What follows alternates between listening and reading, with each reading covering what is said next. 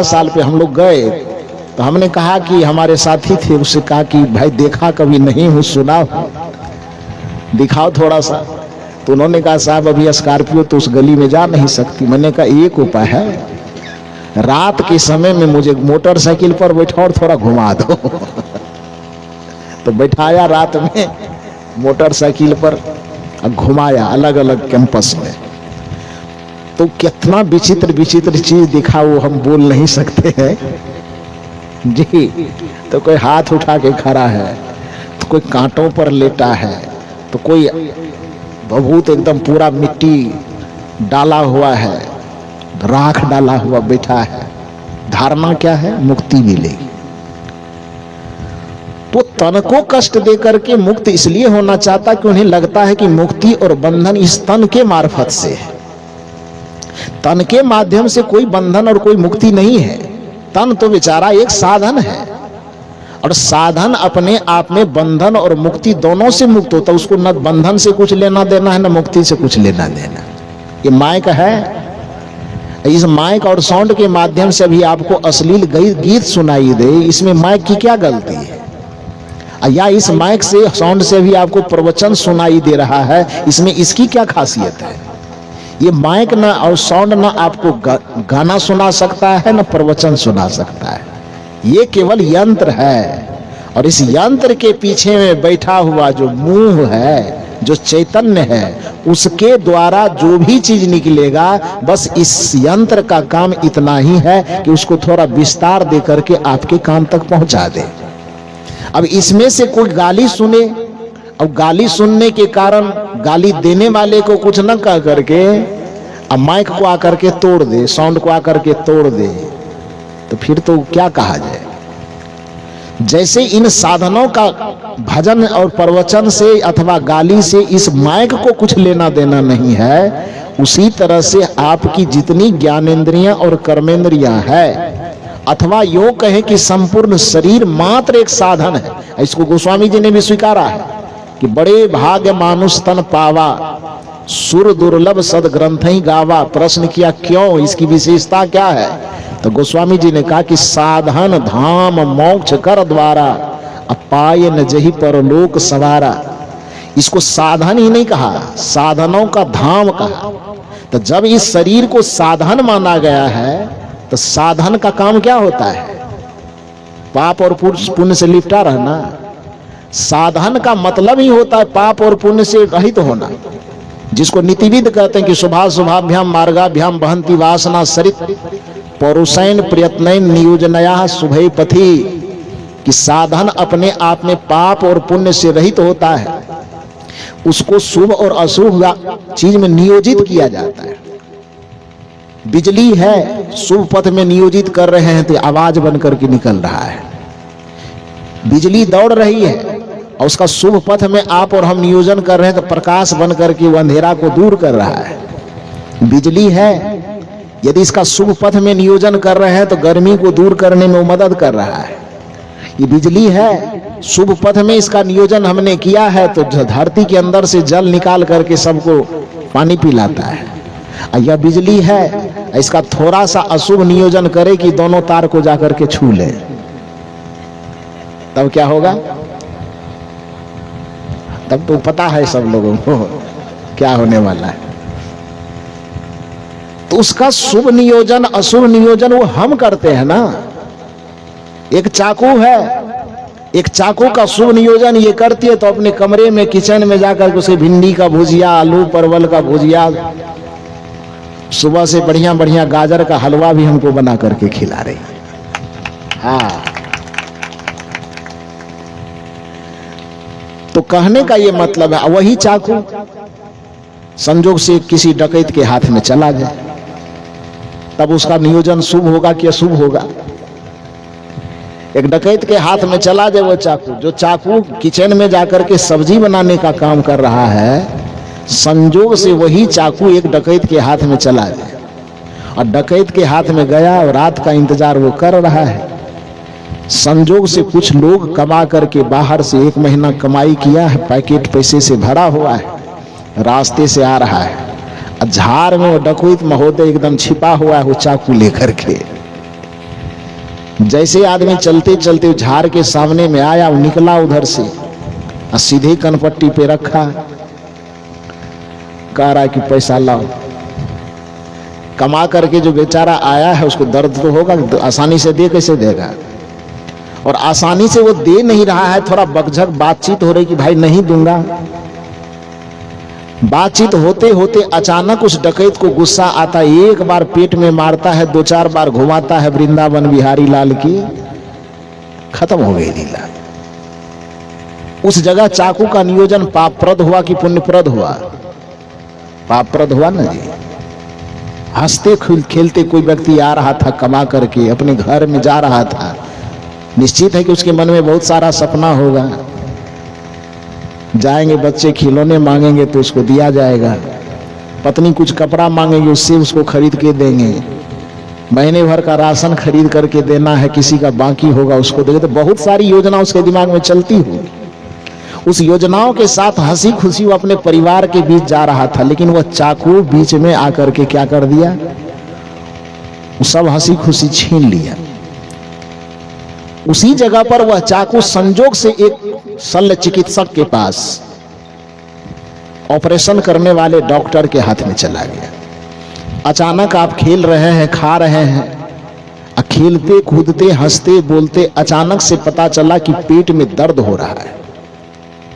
दर्द इतनी भयावह है कि वो टेबलेट से खत्म नहीं हो रहा है। अपने साथियों की मदद से आपको हॉस्पिटल पहुंचाया गया। वहां जब जांच की गई तो जांच करने के बाद पता चला कि पेट में अपेंडिक्स हो गया है, फैली। और डॉक्टर साहब कह रहे हैं कि भैया ऑपरेशन करना होगा तब जाके ठीक होगा। ये ऑपरेशन थिएटर में लेटाया गया और सामने में लाया गया वही चाकू। वो चाकू लाया है तो आपके पेट की आरती तो की नहीं जाएगी वहां पर, तब क्या किया जाएगा? उस चाकू से आपके पेट को फाड़ा जाएगा और जो अपेंडिक्स की थैली है उसको काट करके निकाल करके फेंका जाएगा, फिर पेट को सी दिया जाएगा। एक ही चाकू 3 जगह है, किचन रूम में, डकैत के हाथ में और डॉक्टर के हाथ में। चाकू एक है लेकिन 3 स्थान पर उसका अलग अलग नियोजन, अलग अलग प्रयोग होने के कारण तीनों का महत्व अलग अलग हुआ कि नहीं हुआ? किचन रूम में है तो उसका सामान्य प्रयोग हो रहा है कि उससे भोजन की सब्जी बनाई जा रही है। डकैत के हाथ में है तो उस जगह पर वह चाकू दूसरे के प्राण का हरण कर रहा है, और डॉक्टर के हाथ में वह चाकू है तो जाते हुए प्राण को, छटपटाते हुए प्राण को जीवन दान दे रहा है। तो चाकू को जब पापी कहेंगे कि पुण्यात्मा? चाकू न पापी है और न पुण्यात्मा है, वह एक साधन है।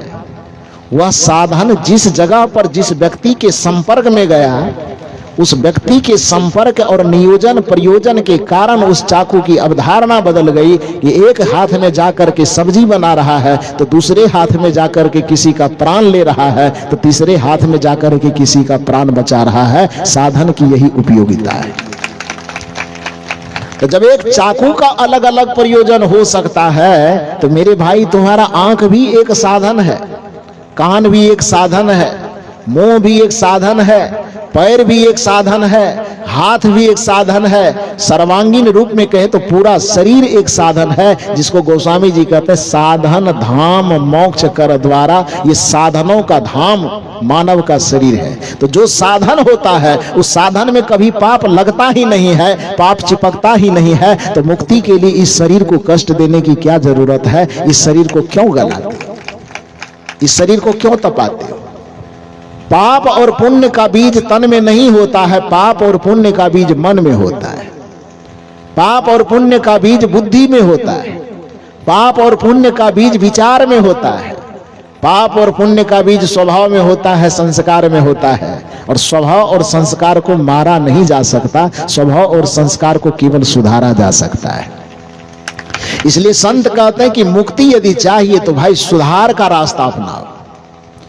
इस धरती पर जो अवतरण के 2 कारण बताए गए, कहा भगवान का अवतार होगा, तो कहा क्यों? कहा इसलिए कि पाप अजीब बढ़ जाए, पापी बढ़ जाए तो उसका संहार करके उसे मुक्त करना है। संतों ढिका मुक्ति की अवधारणा ठीक नहीं है। संत का अवतरण करवाओ, का संत का अवतरण क्यों होगा?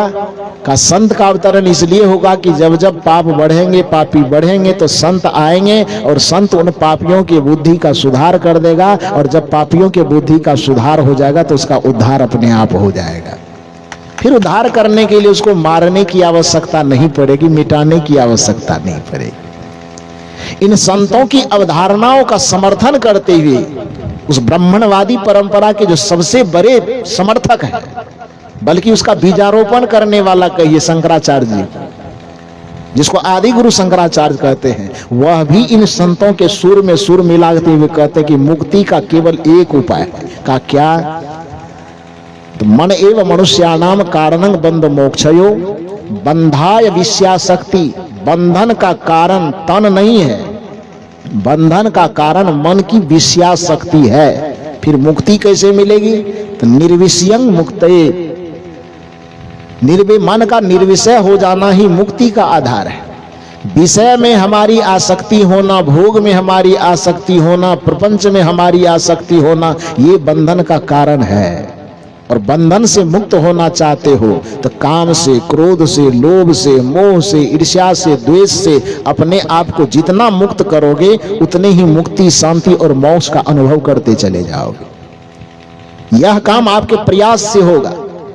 जगत गुरु शंकराचार्य ने कहा कि किसी के मंत्र जपने से, कहीं डुबकी लगाने से, कहीं यज्ञ करने से, कहीं पूजा करने से, कहीं पाठ करने से ये चीज नहीं मिलेगा।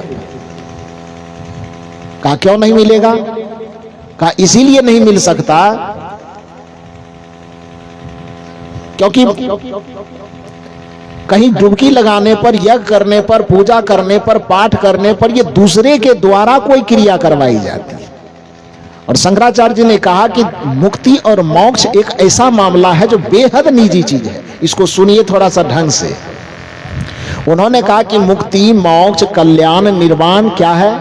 बेहद निजी चीज। निजी चीज समझते हैं? निजी चीज का मतलब यह हुआ कि इस पंडाल में अभी जितने लोग बैठे हैं, कल्पना कीजिए कि आपको बड़ी जोर की प्यास लग गई और यहां पर पानी उपलब्ध नहीं है। मजबूरी यह है कि इस पंडाल से 3 घंटे तक आप निकल करके बाहर भी नहीं जा सकते और प्यास बड़ी जोर की लगी है। तो आप यहां से फोन करके अपने घर में जो सदस्य, चाहे पत्नी हो, पति हो, भाई हो, बंधु हो, मित्र हो, सखा हो, कोई भी जो सबसे प्यारा हो, क्या ऐसा विकल्प है इस संसार में कि आप उसको फोन करके कहें कि भाई मैं ऐसे जगह पर हूं कि 3-4 घंटा यहां से टसमस होने का कोई जुगाड़ नहीं है, व्यवस्था नहीं है, तो ऐसा करो कि बड़ी जोर यहां मुझे प्यास लगी है, तो वहां फ्रिज में एक बोतल बढ़िया से निकालो मिनरल वाटर और वहां पर पी लो पानी। 1 लीटर पानी वहां पी लोगे, यहां पर मेरी प्यास बुझ जाएगी। ऐसी व्यवस्था है क्या संसार में? बिहार में तो नहीं है, छत्तीसगढ़ में हो तो थोड़ा टेक्निक वो बताइए, है क्या? नहीं है ना? पूरे संसार में कहीं होगा? नहीं होगा, ये व्यवस्था नहीं होगी। आपको भूख लगी है, भूख से छटपटा रहे हैं और ऐसे जगह पर चले गए हैं कि जहां पर आप चाह करके भी भोजन नहीं कर सकते हैं, लेकिन मोबाइल आपके हाथ में है। तो आप अपने प्रियजन को फोन करके क्या यह कह सकते हैं कि भाई तू घर में है, मैं ऐसे जगह फंस गया हूं जहां भोजन नाम की कोई चीज नहीं है, तो ऐसा कर कि एकदम थाली में 56 प्रकार परोस, वहां तू खा ले और वहां तुम्हारे खाने से हमारे भूख की मिट जाएगी, हम तृप्त हो जाएंगे। क्या ऐसी व्यवस्था है संसार में? थोड़ा जोर से बोलिए। नहीं है। यदि आपके पेट में दर्द हो और उस पेट के दर्द को मिटाने के लिए आप छटपटा रहे हैं, दवाई की टिकिया का, दवाई का टेबलेट कहीं उपयोग में आपको मिल नहीं रहा है, तो क्या फोन करके आप सैकड़ों किलोमीटर दूर किसी को कह सकते हैं कि वहां दवाई खा ले, यहां मेरा दर्द मिट जाएगा? नहीं होगा।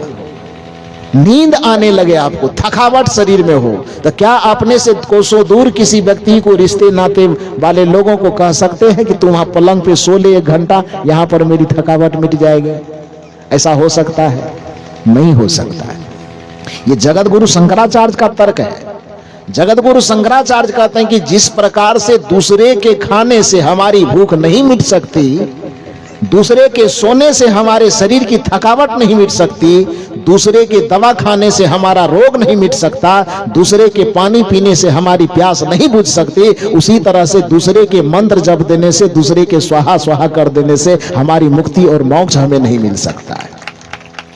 मुक्ति और मोक्ष जब भी मिलेगा तो आपको अपने संयम से मिलेगा, अपने साधना से मिलेगा, अपने सदाचार से मिलेगा, अपने सील से मिलेगा, अपने मन और इंद्रियों के निग्रह करने से मिलेगा, सद्गुरु और संतों की संगति करने से मिलेगा, अपने आत्मा का भजन करने से मिलेगा।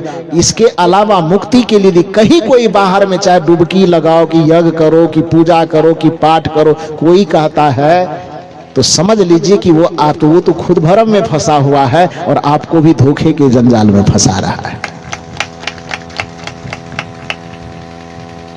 सदगुरु कबीर साहब कहते इससे मुक्ति नहीं मिलेगी। जियत न तरे मुए का तरियों, अभी तो सुन ही रहे थे कि जीते जी तरना होगा और तरने का प्रयास आपको खुद करना होगा।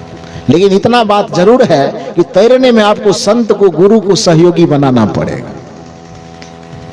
ये जो सोचिएगा कि हम अपने से मुक्त हो जाएंगे, नहीं होगा। इस बात में गोस्वामी तुलसीदास जी भी समर्थन करते हैं। मुक्ति प्राप्त करने के लिए वह भी भगवान के पास नहीं भेजते।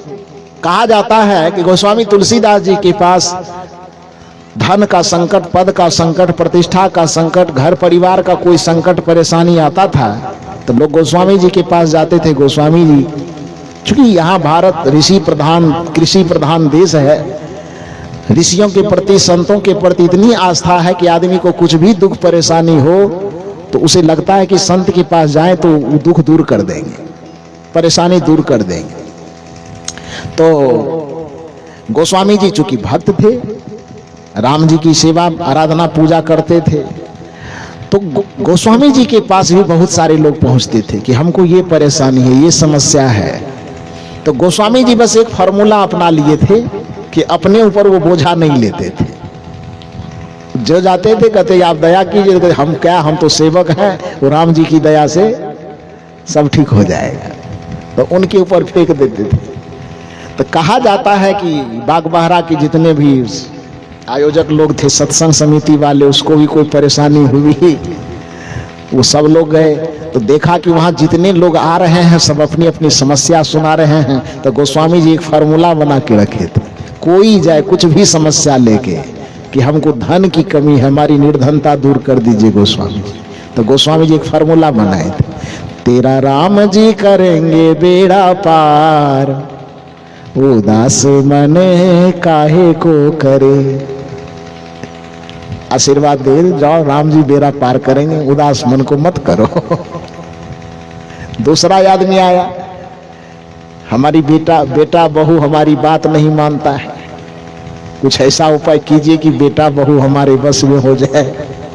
ये सब हम लोगों के पास बहुत लोग आते हैं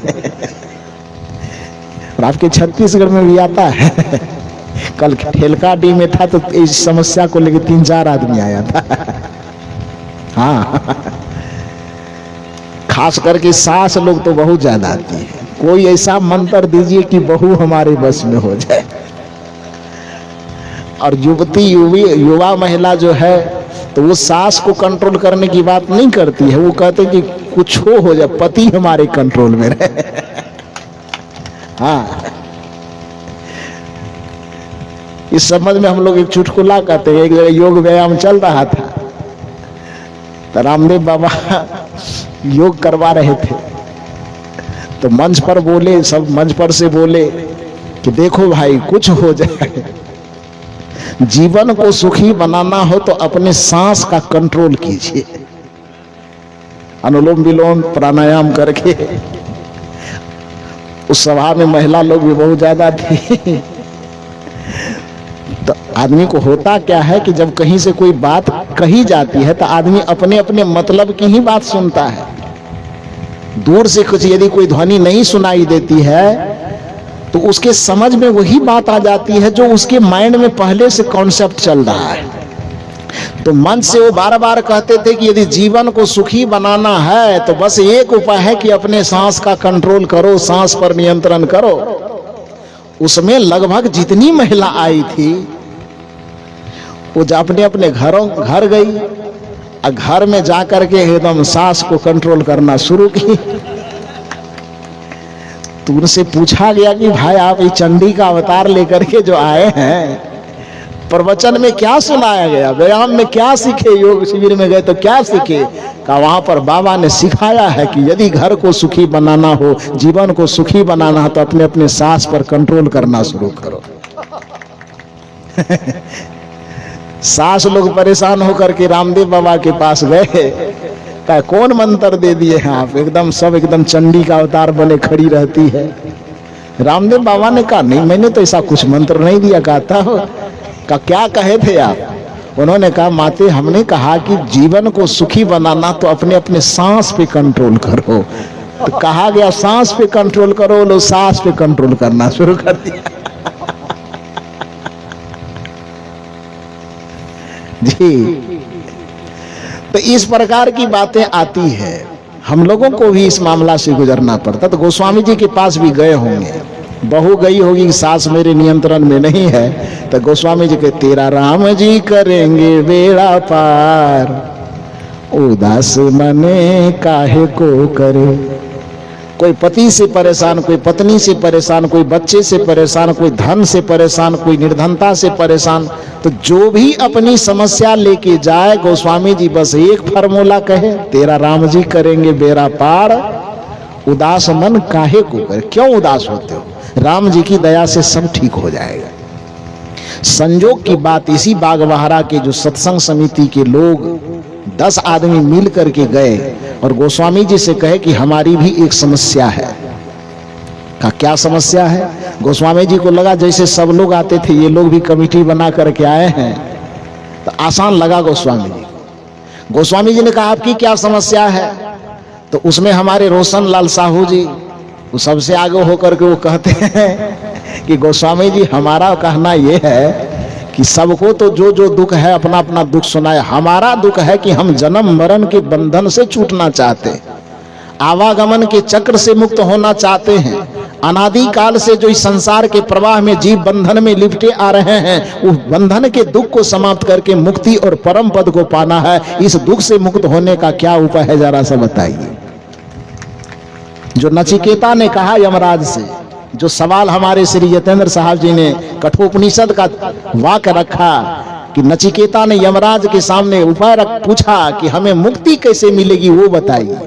वही सवाल रोशन लाल बाबू ने किया वहां गोस्वामी जी से कि हमको ये पेट दर्द वाला दुख नहीं, माता दर्द वाला दुख नहीं, पत्नी रूठने वाला दुख नहीं, पति रूठने वाला दुख नहीं, धन वाला दुख नहीं, पद वाला दुख नहीं, एक दुख है, वह दुख है आवागमन का दुख, वह दुख है जन्म मरण का दुख, वह है बंधन से मुक्त होने का दुख। बताइए कि मुक्ति कैसे मिलेगी उस दुख से? आपको स्मरण होना चाहिए। गोस्वामी तुलसीदास जी वहां पर बोल नहीं पाए कि तेरा राम जी करेंगे बेड़ा पार, उदास मन काहे को करे। उन्होंने ये नहीं कहा कि जाकर के गंगा में डुबकी लगा लो सब दुखों से मुक्त हो जाओगे। वो ये कहने की हिम्मत नहीं कर पाए कि जाकर के कोई यज्ञ कर लो, पूजा कर लो, पाठ कर लो, मुक्ति मिल जाएगी। उन्होंने ये भी नहीं कहा कि अयोध्या करके राम जी से भेंट कर लेना मुक्ति मिल जाएगी, बल्कि गोस्वामी जी को भी विवश होकर के कबीर साहब के फॉर्मूले को अपनाना पड़ा।